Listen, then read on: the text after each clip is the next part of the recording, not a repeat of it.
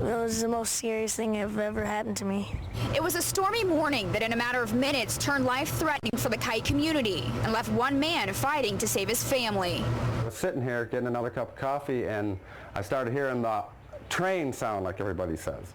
So then the trailer actually started wiggling really bad. That's when a tree fell through his kid's room, landing on top of his son and trapping him. My dad called my name because I was screaming, and he didn't know where I was, so I had to reach my hand out of the metal that was on top of me. We got the floor jack and we put a board here, we jacked up. I pulled him out of this little hole right here.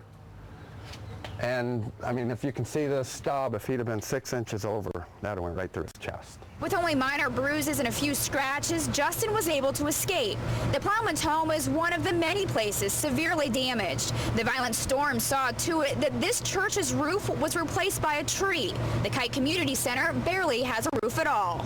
I've never seen anything like this. I've seen storm damage, you know, from trees blowing down, maybe a few shingles blowing off here and there, but I tell you, this is the worst I can recall. As crews work hard to restore power, the rest of the community is working hard to clean up and give thanks on this Mother's Day.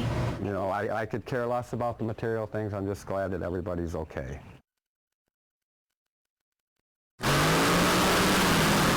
Augusta Southern Nationals is one of the biggest sporting events to come through the Garden City and one of the hottest places to be in the dead of summer. Extremely hot. Too hot. Very hot. So while fans sit back and watch the races under some umbrellas, these guys start piling on the clothes. It's too hot. I couldn't do it. Oh, they burning up out there. Like superheroes, huh? They drink a lot of water, a lot of Gatorade, something to keep them cool. Texas native Jarrett Sylvie has been racing for more than 15 years. In Marble Falls, Texas last year, and underneath our awning it's at 114 degrees, and I have no idea. They wouldn't even tell me what it was out in the sun because they didn't want me to know, I guess. We wear a full fire suit. I wear a full face helmet that has a sock that comes down around your neck. I wear gloves. I wear a Hans device, and then once you get inside the capsule, it's you know, there's no breeze. So how does he deal with being in an enclosed capsule with no air conditioning? What I do is I just put my mind elsewhere until I get out on the starting line. I would have to assume it'd be like sitting in an oven, because basically with that big windshield, it just sort of magnifies the sun, and it kind of makes it, you know, it just makes it tough. Sylvie can be in his boat for up to an hour and a half, but he says there's one benefit that comes with the heat. You know, depending on how long we have to sit out there, you can lose a few pounds over a weekend, I guarantee you.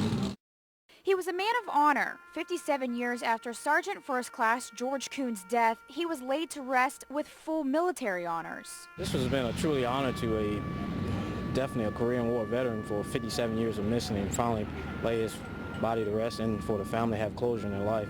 So this was truly one of the most honorable funerals I've done in a long time.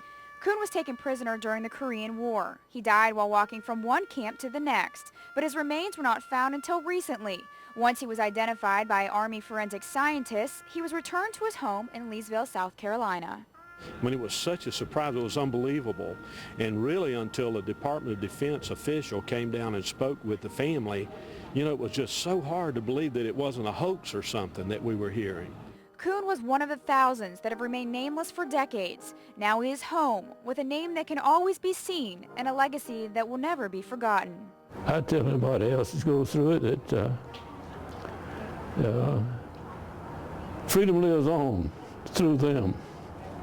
And I think it's a tribute to them today. Although they're dead, freedom lives through them. In Leesville, Barclay Bishop, WJBF News Channel 6.